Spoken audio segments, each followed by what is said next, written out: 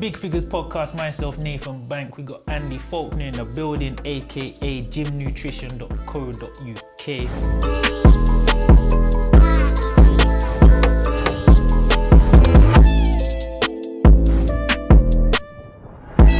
How are you, bro, man? I'm alright, thank you. Yeah, not too bad. Say I'm a new customer and I come to you and I say, okay, Andy, what supplements would you recommend for like gaining mass? If they want to gain size, what I normally say is like, right, okay, forget everything, because a lot of supplements are bullshit supplements that you don't need.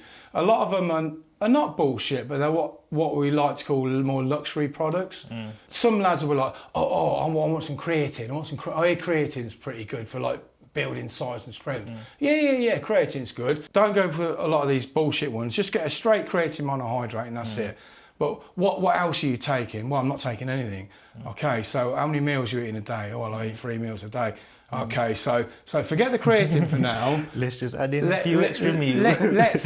I always tend to go back to cars for some unknown reason. But that's a bit like saying, okay, I'm going to take my car to a detailer and I'm going to get it all nicely cleaned up and polished and whatever. There is a certain order and the way you have to do this thing to get that car looking spot on.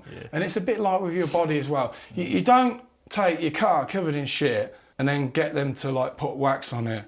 The wax is the last thing you want to think about. You've got to do all the preparation before you get to that last little bit that makes it look pristine. It's the same with your body. To make it look pristine, you've got to start at the beginning. Need the foundation. Not at the end. Exactly, with the foundation. The first thing to look at is your protein intake, because you know, as you and a lot of the listeners are going to be aware, that you know your protein is your building blocks.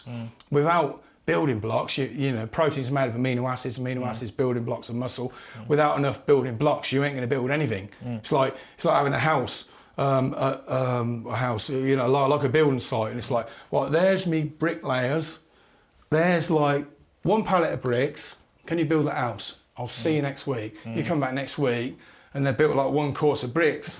It's like, well, where's my house? It's like, well, unless you give me enough building blocks to build something, we're not going to, doesn't matter how many bricklayers we've got, you ain't going to build. It's the same with your body. You need to supply it with building blocks, protein. So the protein's the foundation thing. So I tend to like look at what they're eating and it's like, and then if there's any gaps, which there will be gaps, then it's like, well, can you eat another chicken and rice meal there, or eggs there, or some steak or some mince, or can you eat another protein meal there?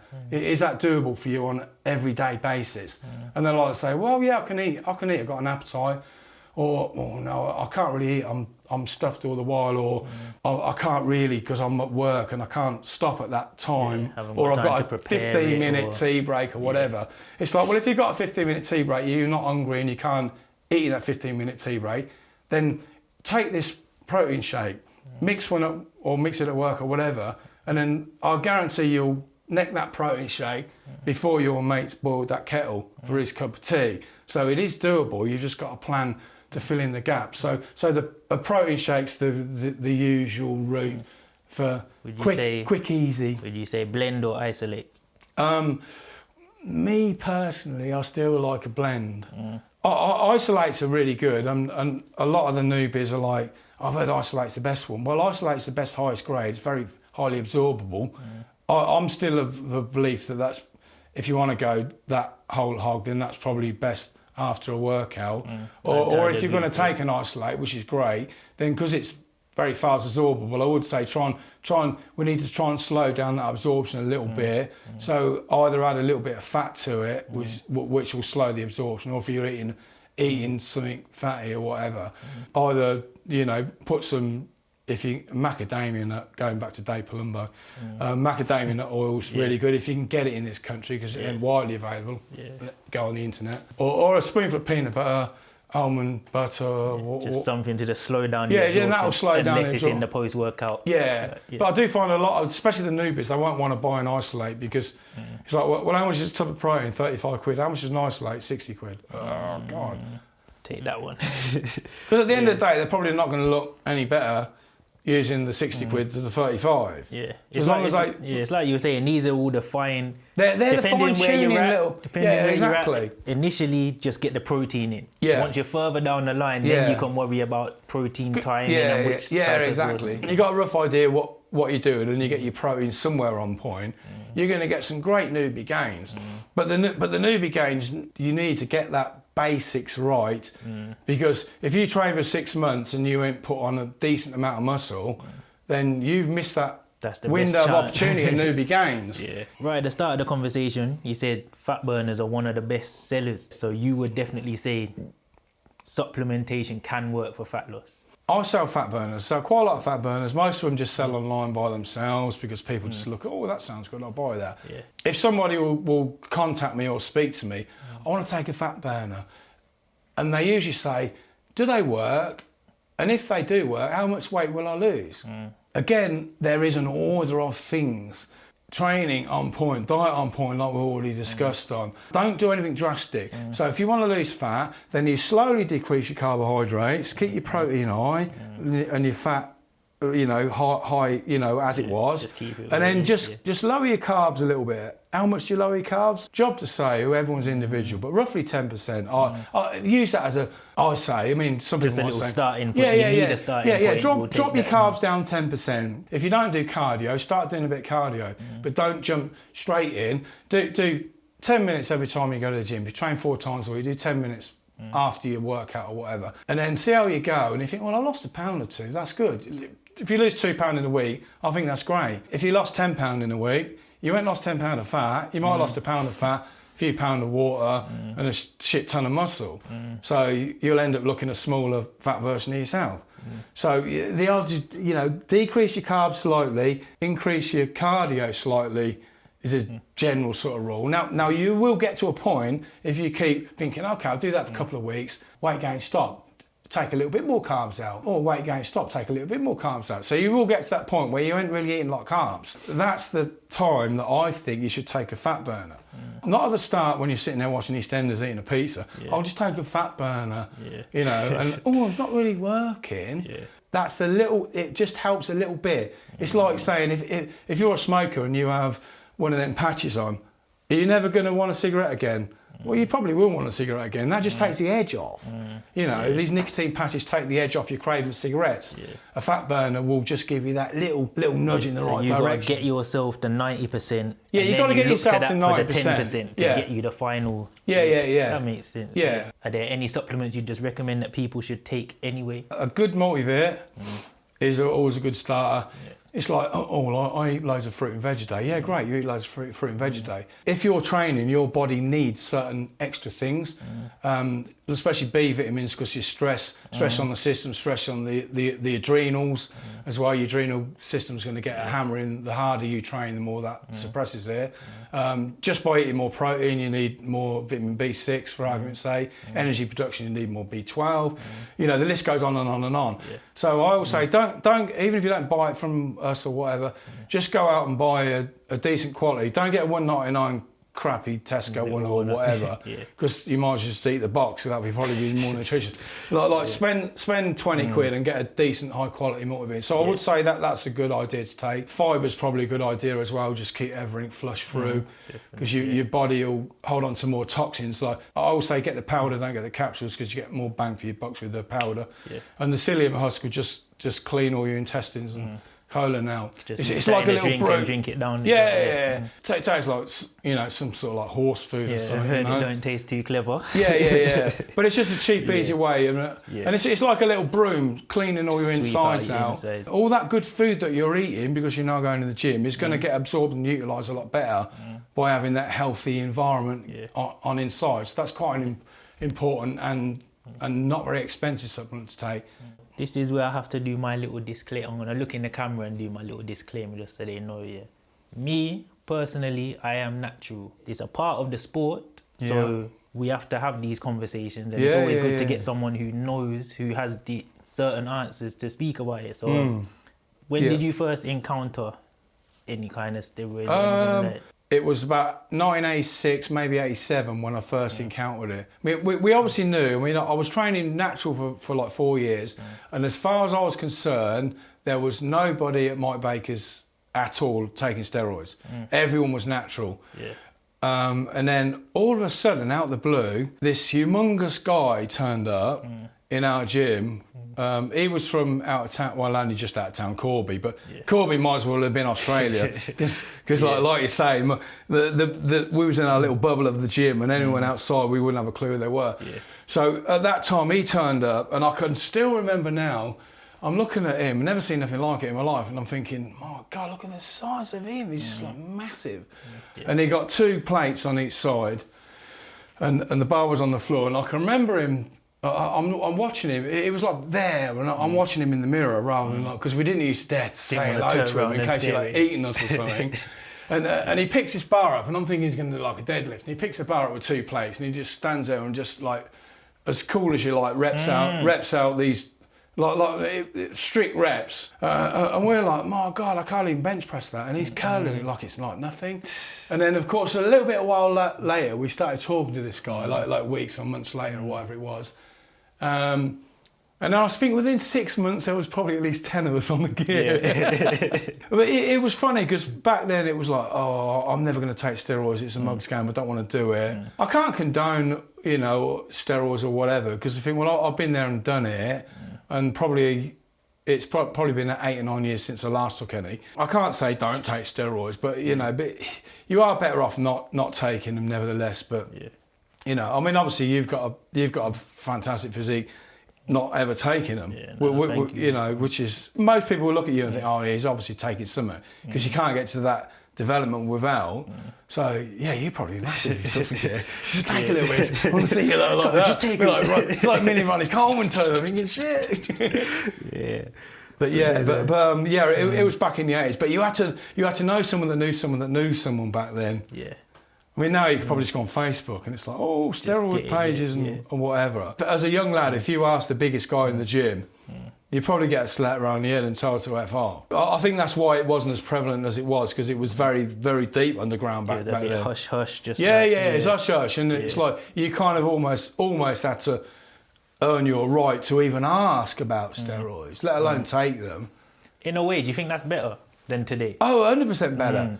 Because again, today's everybody wants everything yesterday, including a physique. You know, like back in the day, if I wanted to buy my first little car, we had to save it and buy my first little car.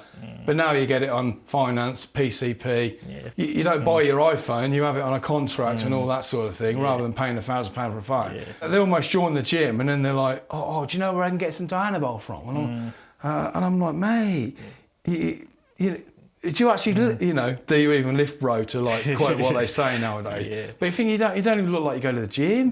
So how about building a bit of muscle and then maybe have a look in 2 or 3 years' time or whatever.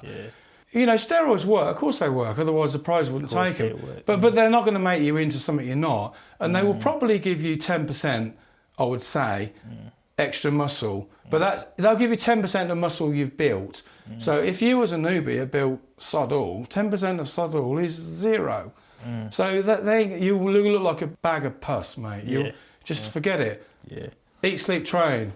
Just get the same like what we said with supplementation, get your foundations right first, exactly. And then if you need to, there is an order in life, an order in things, you know. So just to, because you said a name there, that's another name I've heard. Because no matter what we say, some people are still going to go, and I wouldn't advise anybody to look on YouTube for advice on these things either, but people do. So since we're here, we may as well just have the discussion. And it's like, what are some of the more common steroids that people are going to encounter? And what do they do?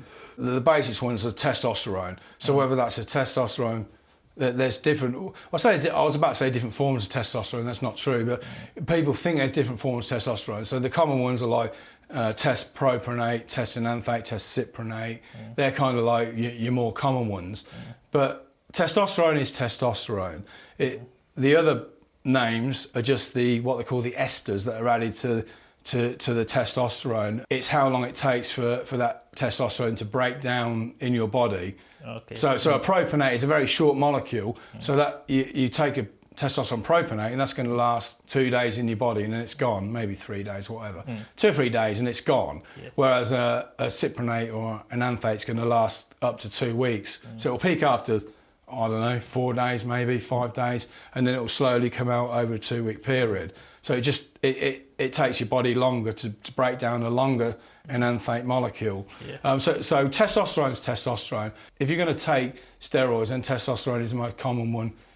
It's your bread for your sandwich. It's like, it's a foundation drug, if you want to call it that. Yeah. There's one called Trenbolone, which is not good.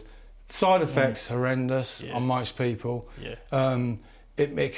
With me personally, when I took Trenbolone, it made me very tired, very out of breath, cardio, sweating like mad. You get night sweats. I wouldn't say I was angry, but I'm a very mild person anyway.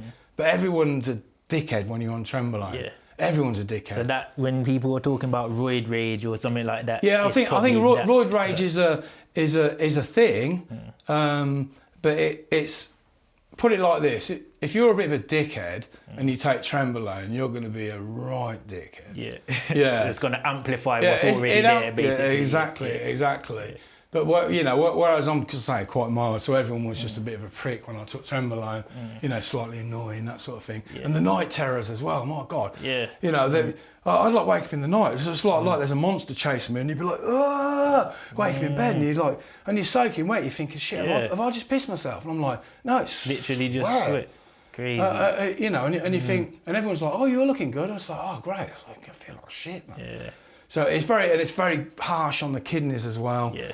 So it's not good on the system. So a lot of newbies will say, oh, I've heard Tren's really good. I'm like, mate, that's like you saying, I've heard heroin's really good. What do you think? I'm like, mate, are you serious?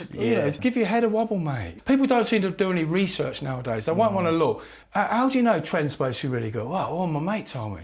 Yeah. So that's your research done, has it? You do realise that it's one of the harshest chemicals you can put on your body, and it's likely to do some damage. You do realise that, don't you? How about going to the gym first? I've trained for probably the past 10, 11 years. Yeah. I've only really followed the sport of bodybuilding for like the past couple of years. Yeah. So when I'm going back doing my research and you see the Hall of Famers talking, and it's like, in their day, they were getting their drugs, but it was from a doctor. Like it was they're doing it the safe. They're not going to, as you said, the big guy in the gym and being like, can you get me some of this? From what you're saying, there's real health factors that people need to consider more than just saying. There's real health factors, and back in the day, like I can't remember the exact year, but it was mid-90s or whatever it was, and they brought the Steroid Control Act in. So prior to that coming in, steroids, like you say, you could go to your doctor and get steroids.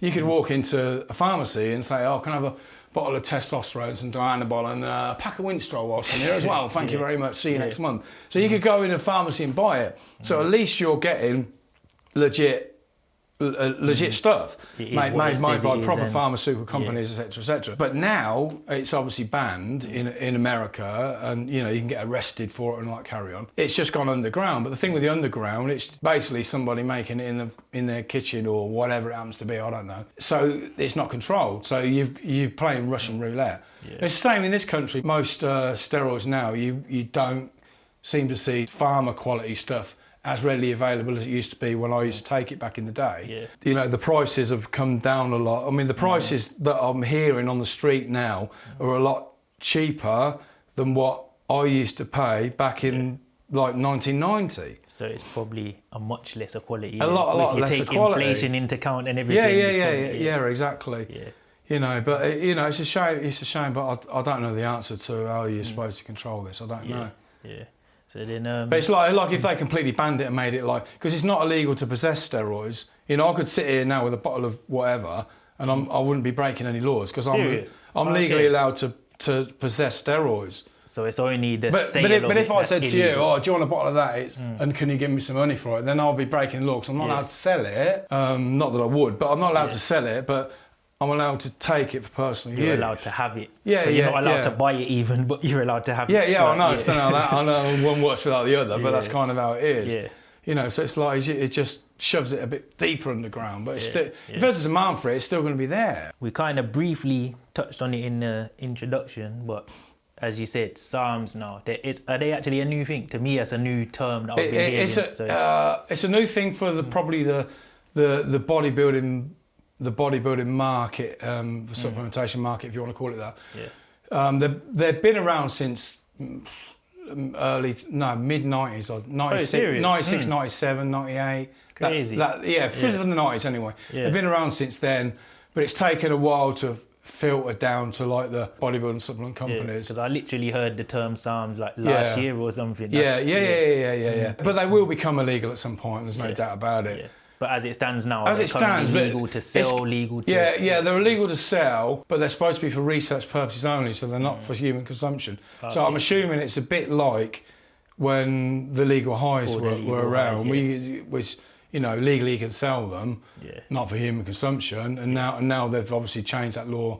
So I'd imagine the SARMS thing will be along that sort of lines. And then that'll just shove it down to the steroid level, I would imagine. Yeah.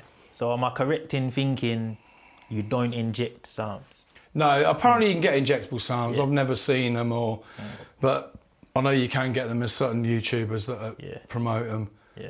But I say I've never seen them, so they're just like already, you know, tablets or liquid or whatever. Nothing's being recommended, but would you say they are a safer alternative for other people? I would say, from my own personal experience, that's all I'm saying. If people want to take SARMS, it's down to them. But when I talk about my SARMS in my videos, you know, I always do the disclaimer: this is entertainment purposes only.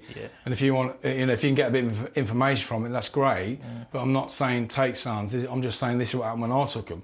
But me personally, things like my blood pressure is no different on SARMS. But back in the day, bearing in mind it's been, let's say, 8 or 9 years since I took steroids, my blood pressure always went up when I took gear.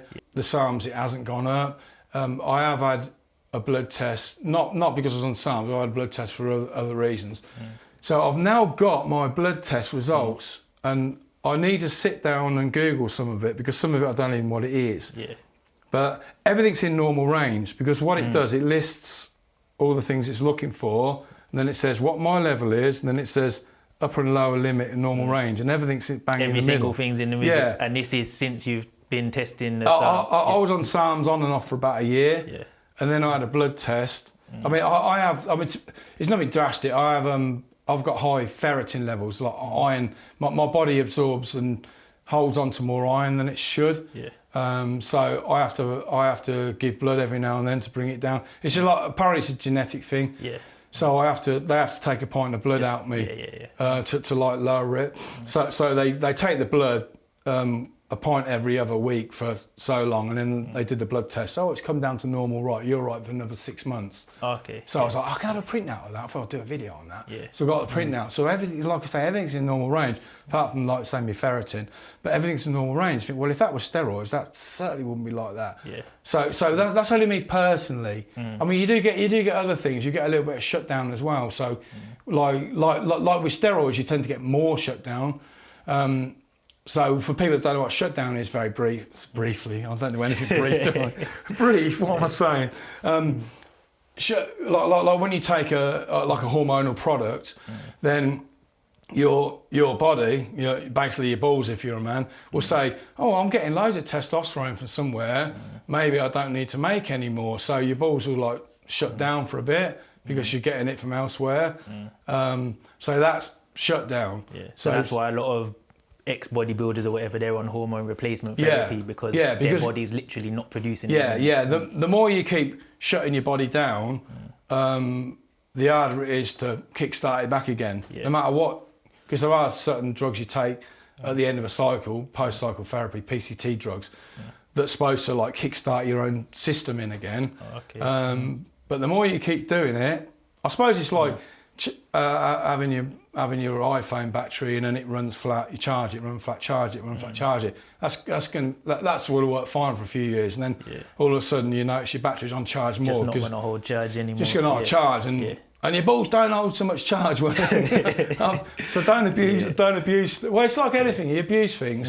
There's use and abuse with everything. Not being an expert, but that's just my take. It's always good, and as you said, it's like 30 odd years, like that experience is invaluable, especially to the younger people. So you've been in the fitness industry since the 90s, yeah? Yes. Where do you see the direction of the fitness industry in general? I think bodybuilding, taking that sort of like niche bit of the fitness industry, I think that over the last few years is seem to be not as popular as it was. A lot like back in, I keep saying back in my day, but back in my day, we want to be the big bodybuilders. Everyone that went to the gym wanted to be the big bodybuilder.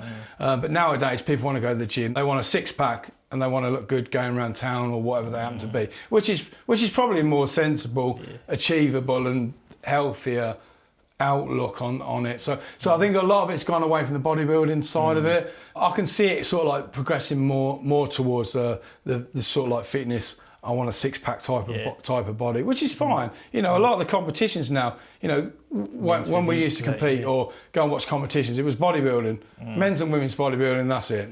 But now you've got all the men's bikini, men's bikini. Sorry for anyone that does that. I mean, I was not a big bodybuilder or anything. So if I was in my 20s now, is that what you call it with the shorts on? Men's physique. Men's physique is the board shorts, and then you have classic physique, which is the short one. Because that's more like bodybuilding, isn't it? Well, they say classic physique. But the men's bikini with the board shorts on. Men's physique is the one that gets called men's bikini. That's what we'll say. I know. I take the mick, but I'd probably be more suited to the men's physique. Although, to be fair, if you look at the Olympia, like you probably don't follow it, but if you look at the Olympia men's physique competitors, you're not scored on your legs. No, you're not. You can skip leg day, a treat, can't you? They don't know. If you look at the actual Olympians, men's physique, they're not small guys. No, they're big. Some of them, if you look at the natural organisations and even like the amateur ones, it's like there's a huge jump. Like, I look at the men's physique Olympians and I'm just like, these guys are massive. Like, enough of them look like they could do classic if they chose to do classic. Exactly. Yeah, thank you for coming down. You've just condensed 37 years worth of knowledge into this. Into like 6 hour podcast.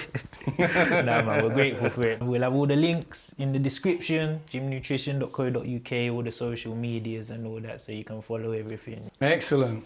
Appreciate that. It was good fun as well. No, definitely.